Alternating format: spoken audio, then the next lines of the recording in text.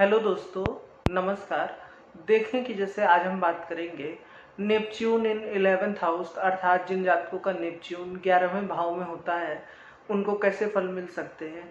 देखें कि इससे पहले मैं आपको कुछ बातें बताना चाहूँगा कि ये जो भी मैं बात बता रहा हूँ ये पाश्चात्य ज्योतिष के कुछ आर्टिकल्स अर्थात लेखों से ली गई हैं, और जो थोड़ा बहुत मैंने कुंडलियों में देखा है वो मैं आपको बता रहा हूँ। तो देखें कि सबसे पहले नेपच्यून को समझ लेते हैं। नेपच्यून जल तत्व का कारक ग्रह है, मीन राशि का इसको स्वामित्व माना गया है और ये भावनाओं को प्रदर्शित करता है, उदारवादिता को प्रदर्शित करता है, करुणा और जो बाकी चीजें आती हैं जल तत्व संबंधित उनको ये प्रदर्शित करता है। तो देखें कि 11वें भाव में यदि नेपच्यून होगा तो सबसे पहले तो ये जातक को बहुत ज़्यादा उदारवादी बनाता है, जातक की सोच अच्छी होती है, जातक को हर व्यक्ति में अच्छाई नजर आती है, ये देखा गया है। जातक दयालु स्वभाव का होता है, जातक के खूब सारे दोस्त होते हैं और ये मित्रता निभाने में बहुत ही वफादार माने जाते हैं, ये देखा गया है। इसमें ये भी देखा गया है कि जातक को कई बार कुछ बुरी लत जैसे शराब आदि की भी लत लग सकती है, लेकिन कुल मिला के ओवरऑल नेपच्यून की यहाँ पे स्थिति अच्छी बताई गई है। ऐसे लोग सामान्य लोगों की तुलना में हटकर सोचना पसंद करते हैं। और दूसरी बात की इन्हें बहुत जल्दी कमी नहीं दिखाई देती है, कहने का अर्थ ये है कि इन्हें हर व्यक्ति अच्छा लगता है और ये सबको समान नज़रों से देखते हैं। और दूसरी बात ये है कि इनको पसंद होता है कि कोई इनको महत्व दे। अगर इनको महत्व नहीं दिया जाता है तो इनको काफ़ी दिक्कत होती है और इनको सबसे ज़्यादा समस्या यही रहती है कि इनके जीवन में कोई लक्ष्य निर्धारित हो पाना बहुत मुश्किल होता है। दूसरी समस्या इनको इस बात का सामना करना पड़ता है कि इनको स्वयं ही ये पता नहीं होता है कि इनको खुशी किस चीज़ में मिल रही है। जैसे लगेगा कि हाँ ये कार्य हो जाए तो बेहतर हो जाएगा, लेकिन उस कार्य के होने के बाद इन्हें पता चलता है कि नहीं, इन्हें कुछ और करना है। तो लक्ष्य निर्धारण करने में इनको काफ़ी समस्या होती है। कई बार इनका उदारवादी स्वभाव इतना ज़्यादा हो जाता है कि ये लोग इनको कई बार मूर्ख बना लेते हैं, बेवकूफ़ बना लेते हैं। तो अपने इस स्वभाव को थोड़ा सा नियंत्रण में रखिए। ये बहुत अच्छे दानी होते हैं, कि कोई भी सीमा नहीं है, कितना अच्छा ये लोगों के लिए कर सकते हैं उसका जवाब नहीं है। लेकिन आपको ये देखना होगा कि आप उन्हीं के लिए अच्छा करें जो आपको डिजर्व करते हैं, जिनके लिए आप लायक हैं। आप उनके लिए उतना बेहतर ना करें जो आपको सम्मान नहीं देते हैं या फिर जो लोग आपको सिर्फ दिखावे के रूप में मानते हैं। आपको ये पहचान करना होगा। दूसरी बात कि आप थोड़ा सा नियंत्रण लगा सकते हैं, एक सीमा निर्धारित कर सकते हैं कि आपको किसी भी परिस्थिति में बहुत ज़्यादा खुशी में आपको एकदम से दिल खोल के दान नहीं कर देना है और किसी को इतना अच्छा भी नहीं कर देना है कि अपना स्वयं का आप नुकसान करवा लीजिए। तो ये देखा गया है। ये इस टाइप के लोग होते हैं कि कोई इनको 100 देगा तो ये 1000 देने का मादा रखते हैं। इसमें जैसे मैंने बताया कि कुछ बुरे प्रभाव ये देखे गए हैं कि व्यक्ति का दिमाग कल्पना माइंडेड होता है, वो व्यक्ति बहुत कल्पना करता है, अच्छी कहानियाँ लिखता है, कला से ये लोग प्रेरित होते हैं। जरूरी नहीं है कि इनका करियर ही कला के क्षेत्र में बन जाए, लेकिन जो कला संगीत आदि चीज़ें हैं उनमें इनकी रुचि काफ़ी देखी गई है। और ये भी देखा गया है कि ये हर वक्त चीज़ों में रस ढूंढने की कोशिश करते हैं, अर्थात जैसे कि इनको बोरियत नहीं पसंद है। बोरियत का जैसे कि जिंदगी में कुछ ना कुछ जैसे चलता रहे, कुछ ना कुछ हुआ करे चीज़ें, इनको चाहिए कि ये शून्य की स्थिति में नहीं जा सकते। कुछ अच्छा हो या फिर जीवन में कुछ बुरा हो, लेकिन न्यूट्रल ना हो कि उनके साथ कोई घटना ही नहीं घट रही है। तो ये भी इनका एक स्वभाव देखा गया है। दूसरी चीज़ कि नेपच्यून 11वें भाव में हो तो ये भी देखा गया इनके कई सारे दोस्त होते हैं। अब इसमें कुछ एक बुरे प्रभाव की बात कर लें। बुरे प्रभाव में तो थोड़ी बहुत बातें मैंने बता ही दी है। वैसे नेपच्यून यहाँ पे कब शुभ फल दे सकता है, तो ये समझ लीजिए कि नेपच्यून चूंकि जल तत्व का ग्रह है तो जल तत्व की राशियों में अच्छा फल देगा। वृश्चिक राशि को थोड़ा सा अगर साइड में रख दे तो हालांकि उसमें भी नेपच्यून शुभ फल दे सकता है, लेकिन उस राशि के लोग उनके गुप्त दोस्त होते हैं या फिर जो समाज में ये लोग ऐसी जगह पे पार्टी या कुछ करते हैं या फिर ड्रग्स की, स्मोकिंग की आदि की भी लत लगवा सकता है, क्योंकि वो राशि 8वें भाव की राशि है कालपुरुष के। तो इसलिए उस राशि में नेपच्यून का उतना अच्छा फल नहीं बताया गया है। लेकिन फिर भी बाकी कर्क में नेपच्यून है या मीन का नेपच्यून बहुत अच्छा है, धार्मिक व्यक्ति को बनाता है। व्यक्ति के मित्र भी कुछ हद तक धार्मिक ही होते हैं। दूसरी बात की पृथ्वी तत्व की राशि में भी नेपच्यून अच्छा फल देता है, वृषभ, कन्या, मकर में। हाँ, अग्नि तत्व की राशि में नेपच्यून उतना अच्छा फल नहीं देता है, और दूसरी बात कि वायु तत्व में भी वो उतना अच्छा नहीं फल देता है, लेकिन अग्नि तत्व की राशि में नेपच्यून को काफ़ी परेशानी होती है। अग्नि तत्व की राशि में कई बार ये भी देखा गया है कि मतलब चीज़ों का व्यक्ति के अनुसार ना होना व्यक्ति को बहुत ज़्यादा कष्ट देता है, व्यक्ति परेशान हो जाता है, डिप्रेशन आती है, या उसके दिमाग में वही चीज़ें चलती हैं, एक चीज़ का बार बार घूमना, अंत ना हो पाना, ये भी देखा गया है। दूसरी बात कर लेते हैं कि नेपच्यून के कुछ बुरे प्रभाव में ये आएगा कि ऐसे लोग को आपको शराब और इस तरीके के दोस्तों से बचना चाहिए। आपको कुछ सीमा लगानी चाहिए अपने व्यवहार पर, अपने अच्छेपन पर। आपको पहचान करनी होगी कि जो लोग आपके इर्द गिर्द हैं वो सच में आपको दिल से चाहते, मानते हैं, आपके लिए वफादार हैं, या फिर सिर्फ आपके अच्छेपन के वजह से, अच्छेपन का अर्थात कि आप उनको बहुत सारा चीज़ दे रहे हैं, इस वजह से वो आपके साथ हैं, और समय आने पे हो सकता है वो आपको धोखा भी दे सकते हैं। तो इस चीज़ का ध्यान रखिए। चौथी बात है कि आप बहुत ज़्यादा कल्पना ना करें, थोड़ा सा प्रैक्टिकल भी रहें। और एक बात और है कि जो चीज़ आप चाहते हैं, यदि किसी चीज़ का लक्ष्य निर्धारित करते हैं तो आप रणनीति पे भी काम कीजिए। आपको रणनीति बनानी होगी कि आप कैसे उस चीज़ को कर सकते हैं। सिर्फ सोचने भर से चीज़ नहीं अच्छी हो जाती है, विजन आपका अच्छा हो सकता है। कार्य क्षेत्र में भी आप जल तत्व से संबंधित कार्य कर सकते हैं। और पैसों की, जिनके जी नेपच्यून 11वें भाव में होता है, उनके जीवन में पैसों की कोई खास, मैंने ऐसे मतलब चार्ट देखे हैं 3-4 लोगों के जिनके था, पैसों को लेकर के उनकी कोई इतनी समस्या नहीं दिखी, और कई चार्ट भी ऐसे दिखे हैं। तो धन का भी एक सूचक है कि इनके ज़िंदगी में पैसों का फ्लो बना रहता है, इन्हें सम्मान मिलता है लोगों के साथ। बस यहाँ पे नेपच्यून थोड़ा सा, जैसे मैंने कहा कि शुभ स्थिति में बैठा हो, मतलब कि जल तत्व की राशि में बैठा हो, उसे कोई यदि शुभ ग्रह नहीं देख रहा है तो कोई पाप ग्रह भी उस पर दृष्टि ना डाले तो फिर नेपच्यून बहुत अच्छा फल देता है। लेकिन यही नेपच्यून अग्नि तत्व की राशि का बैठा हो और किसी पाप ग्रह से दृष्ट हो, या फिर जल तत्व की राशि में बैठ करके अग्नि तत्व के ग्रह द्वारा देखा जा रहा हो, जैसे कर्क का नेपच्यून बैठा है, उसको मंगल देख रहा है, तो भी ये थोड़ा सा अच्छी स्थिति नहीं है। तो कुल मिला के आप, मोटा मोटी मैंने समझाने का प्रयास किया है कि यहाँ पर नेपच्यून अकेला बैठा हो तो किस तरह का फल दे सकता है। अब कुछ ग्रहों की बात कर लेते हैं कि देखें कि सबसे पहले नेपच्यून अगर जैसे सूर्य के साथ होगा तो जैसा मैंने बताया कि आप खुद सोच सकते हैं, एक जल तत्व का ग्रह है, एक अग्नि तत्व का ग्रह है, दोनों के कारकत्व उतने मैच नहीं खाते हैं। तो फिर भी इसका फलित आप सोच सकते हैं कि कई बार जातक कंफ्यूज रहता है कि वो क्या करे, और कई बार जातक जहाँ पे उसको चुप रहना होता है वहाँ पे वो ऊंचा उठ के बोल देता है, और जहाँ पे उसको बोलना रहता है, जहाँ पे एक्शन लेना रहता है, वहाँ पर जातक एक्शन नहीं ले पाता है। इनकी संतान अच्छी होती है, स्वाभिमानी होती है, लेकिन इनको कई बार निर्णय लेने में दिक्कत का सामना करना पड़ सकता है। एडमिनिस्ट्रेशन, प्रशासन में इनकी अच्छी भूमिका होती है, ये वहाँ पर अच्छा कर सकते हैं। ये बड़े बड़े अधिकारियों के बीच में भी बैठना पसंद करते हैं, वहाँ पे इनका बोलबाला रहता है। लेकिन कई बार इन्हें दो तरह के मतलब लोग पसंद होते हैं, एक जहाँ पे ये बड़े बड़े लोगों के साथ बैठते हैं, उसी और दूसरी ओर ये पार्टी और इन सब चीज़ों में भी रहते हैं। क्योंकि जैसे मैंने बताया कि नेपच्यून के अपने अलग ट्रेड्स हैं और सूर्य के अपने अलग ट्रेड्स हैं, और दोनों के ट्रेड्स मैच नहीं खाते हैं। तो आपको दोनों चीज़ों को, दोनों के जो कारकत्व हैं उनको आपको जीवन में बैलेंस करके आगे बढ़ना होता है। अब बात कर लेते हैं कि नेपच्यून के साथ चंद्रमा हो, ये स्थिति अच्छी है, ये स्थिति ठीक ठाक है, मतलब बहुत ज़्यादा भी अच्छी है। लेकिन इसमें बस एक बात का व्यक्ति को ध्यान रखना है कि आप बहुत ज़्यादा कल्पनाशाली ना हो, मतलब प्रैक्टिकल भी रहें। और दूसरी चीज़ ये है कि घर बार भी होता है, परिवार भी होता है, आप उनको भी महत्व दें। और इसमें अच्छी बात यह है कि इनके मित्र वफादार होते हैं, ये खुद उनके प्रति वफादार होते हैं। लेकिन इसमें कुछ पॉइंट का आपको ध्यान रखना होगा कि चंद्रमा किस भाव का स्वामी है। अब ऐसा तो नहीं कि आप अष्टमेश चंद्रमा को नेपच्यून के साथ 11वें भाव में बैठा है तो वो उतना अच्छा फल नहीं देगा, और वही ये चंद्रमा मतलब पक्ष बली है या नहीं है, या फिर ये नहीं कि अमावस्या के करीब का चंद्रमा है। तो ये कुछ एक बात को ध्यान में रख कर के आप फलित कीजिए। और इन दोनों ग्रहों पे मंगल, सूर्य या शनि आदि पाप ग्रह की दृष्टि ना आ रही हो तो फिर ये अच्छा फल देता है। कन्या संतानें होती हैं इन जातकों की, ये देखा गया है।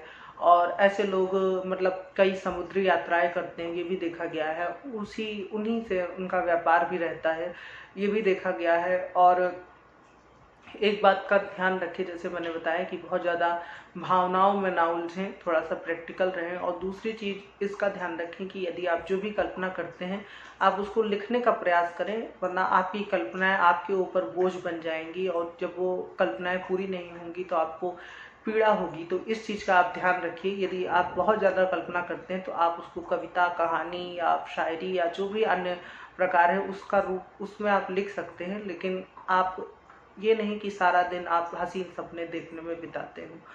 अब बात करते हैं कि यदि मंगल के साथ नेपच्यून बैठा हो या मंगल की दृष्टि हो, ये भी युति उतनी अच्छी कंसीडर नहीं की गई है, क्योंकि जैसे मैंने बताया कि दोनों ग्रहों के ट्रेड्स मैच नहीं करते हैं। एक अग्नि तत्व का ग्रह है, एक जल तत्व का ग्रह है। इसमें भी जातक बहुत ज़्यादा कंफ्यूज रहता है कि उसे इस ओर जाना चाहिए या इस ओर जाना चाहिए। लेकिन यहाँ पे कई बार जैसे कि फलित में ये देखना होता है कि किसके ट्रेड्स बढ़ रहे हैं। जैसे मान लीजिए कि यहाँ पे मंगल वायु तत्व राशि में बैठा है या अग्नि तत्व राशि में बैठा है, तो मंगल ज़्यादा बली हो गया, उसका अपर हैंड आ गया। और वहीं पर क्या कहते हैं, यदि जल तत्व की राशि है या पृथ्वी तत्व की राशि है तो नेपच्यून ज़्यादा बली हो गया। दूसरी बात ये देखना होगा कि क्या कहते हैं, मंगल शुभ भाव का स्वामी होकर तो नहीं 11वें भाव में बैठ रहा है। यदि 11वें भाव में शुभ भाव का स्वामी होकर, जैसे मंगल पंचम भाव का स्वामी हो या 10वें भाव का स्वामी हो, चौथे या लग्नेश हो, तो हम जातक से कहेंगे कि आप कठोर निर्णय लीजिए, आप बहुत ज़्यादा भावुक ना होइए, प्रैक्टिकल रहिए, तथ्यों के आधार पर निर्णय लीजिए और जिस काम में साहस बल का प्रयोग होता है आप उसको करिए। लेकिन यहीं पे इसका विपरीत हो कि ये मंगल आपका अष्टम या छठे भाव का या 12वें भाव का स्वामी बन के बैठता हो, कुंडली के लिए कारक ग्रह नहीं बनता है, तो हम कहेंगे कि नेपच्यून के जो ट्रेड्स हैं आप उनको फॉलो कीजिए।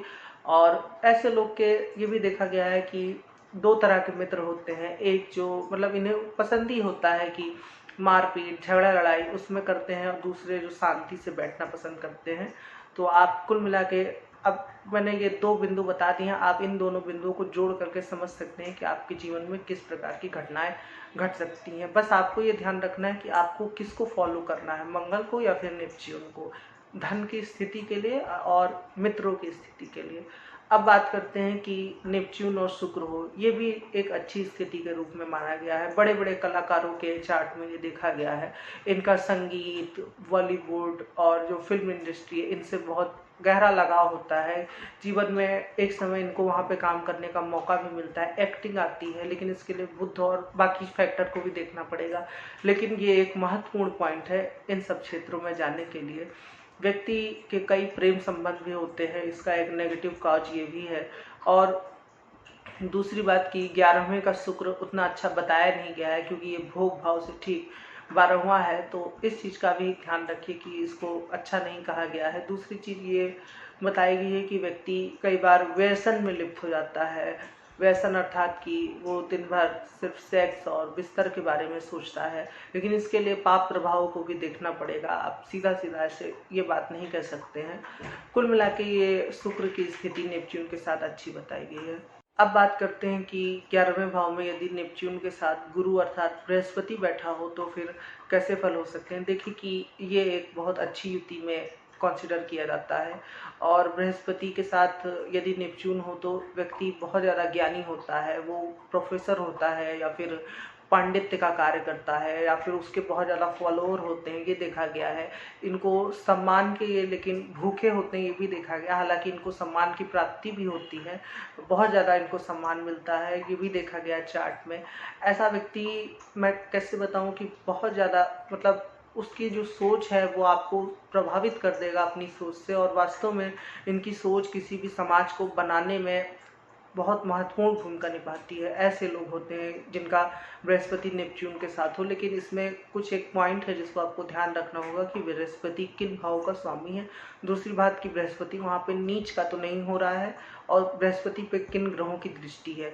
ये सब भी अगर इसको फेवर करते हो तो फिर ये फल वैसे ही रहेंगे। लेकिन यदि पाप प्रभाव ज़्यादा आ रहा है तो फिर फलों में परिवर्तन हो सकता है।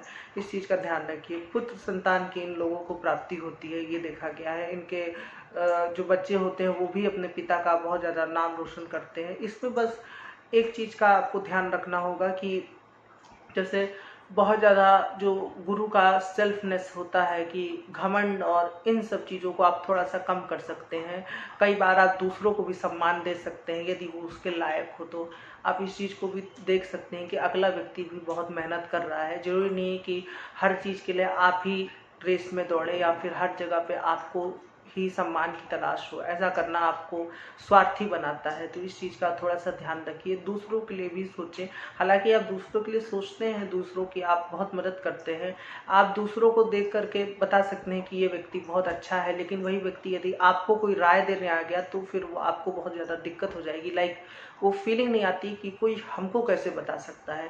तो इस फीलिंग को थोड़ा सा कंट्रोल में रखिए। बाकी ये युक्ति अच्छी बताई गई है। ऐसा व्यक्ति दर्शन में बहुत अच्छा करता है, या फिर ये बड़े राजनेताओं के गुरु होते हैं, या फिर जो रणनीतिकार होता है ये भी देखा गया है, या फिर जो बैंकों में बड़े बड़े पैसों के काम करते हैं, वित्त मंत्री, राजनेता, इन सब के चार्ट में भी ये देखा गया है।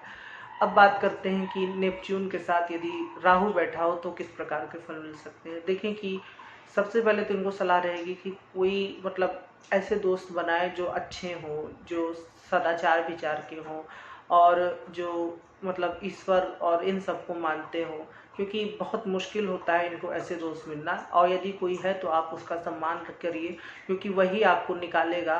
वरना एक परिस्थिति ऐसी आ जाती है कि व्यक्ति हो सकता है लगन पे कुछ शुभ प्रभाव हो तो ये इस चीज़ को कंट्रोल करता है। वरना यदि ये राहु तुला का बैठा है, या फिर ये मतलब कुंभ का है, मिथुन का है, और भी लगन पे कुछ शुक्र और मंगल आदि का प्रभाव है, तो फिर ऐसा व्यक्ति शराब में लिप्त होना, सिगरेट पीना, इन सब चीज़ों को बहुत ज़्यादा बढ़ावा दिया मतलब देता है ये युवती।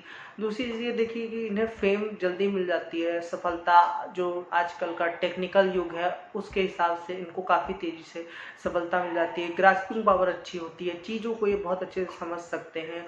ये चाहे तो मतलब एक बड़ी भीड़ को अपने भाषण या अपने प्रभाव के कारण काबू में कर लें, ये भी देखा गया है। लेकिन ये कई छोटी छोटी जगहों पे मात भी खाते हैं।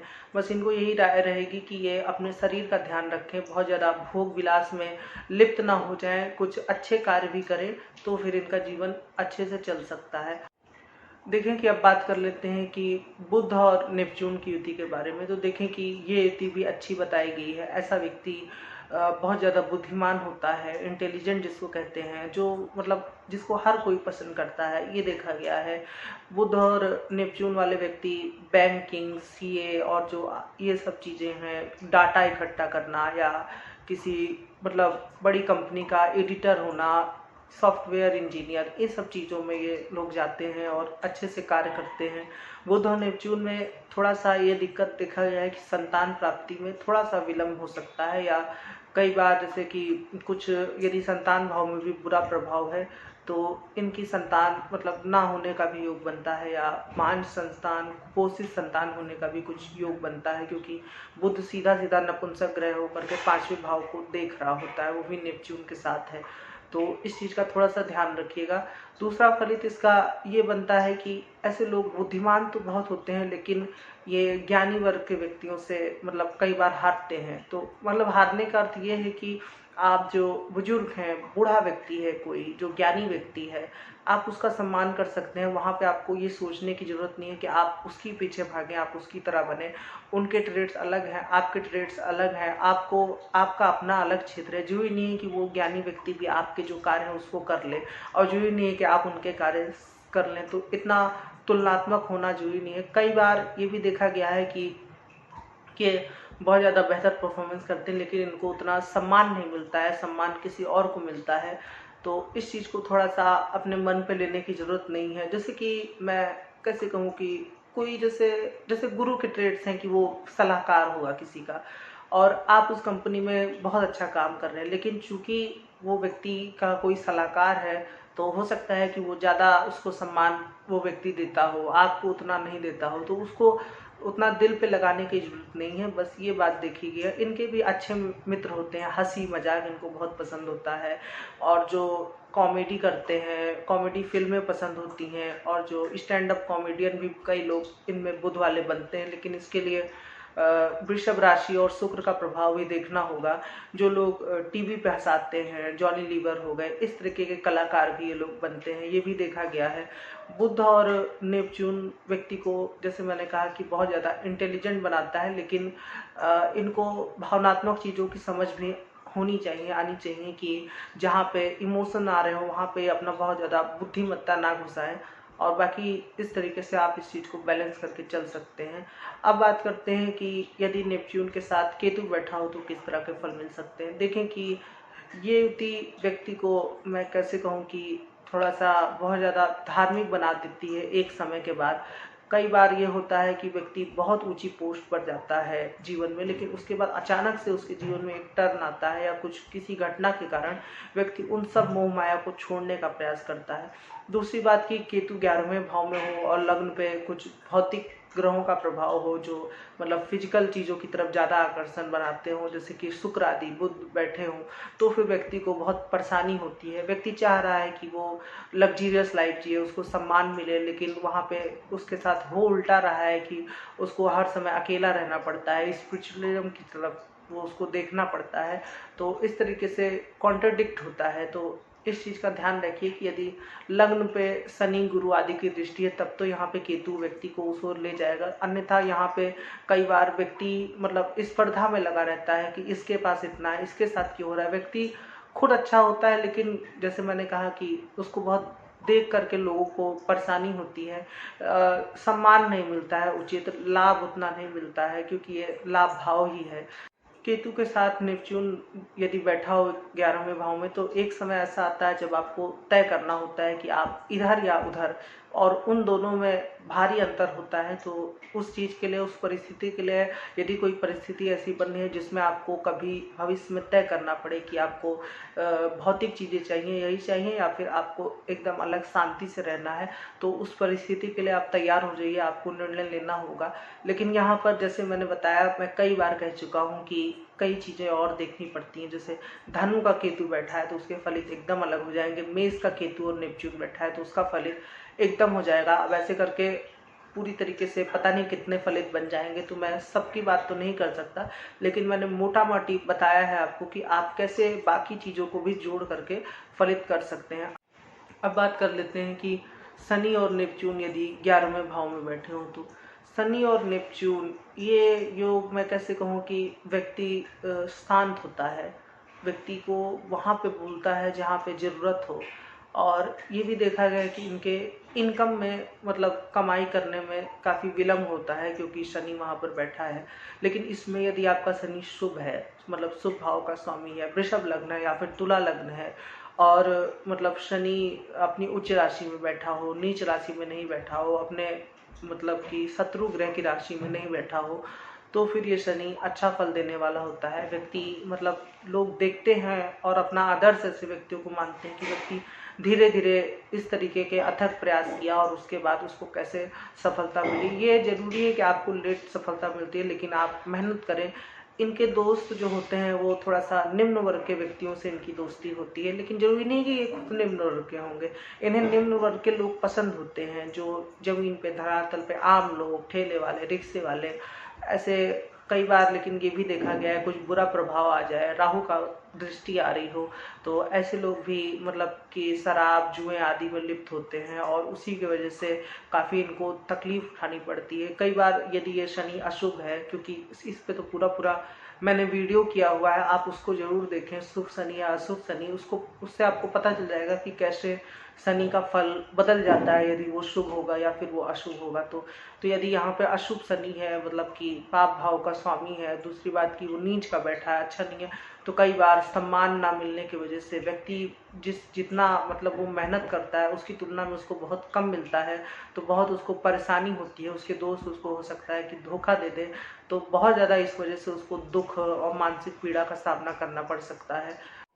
तो आशा करता हूँ कि मैंने जो भी आपको जानकारी दी है वो आपको समझ में आ गई होगी, और यदि ये जानकारी आपको अच्छी लगी है तो आप मेरे वीडियो को लाइक कर सकते हैं। आप नीचे अपने कमेंट में जो भी प्रश्न है आपके पूछ सकते हैं। आप मेरे चैनल को ज़रूर से सब्सक्राइब करें, ताकि जो भी मेरे नए वीडियो आए उनकी आपको तुरंत सूचना मिल जाए। आज के लिए इतना ही रखते हैं, धन्यवाद।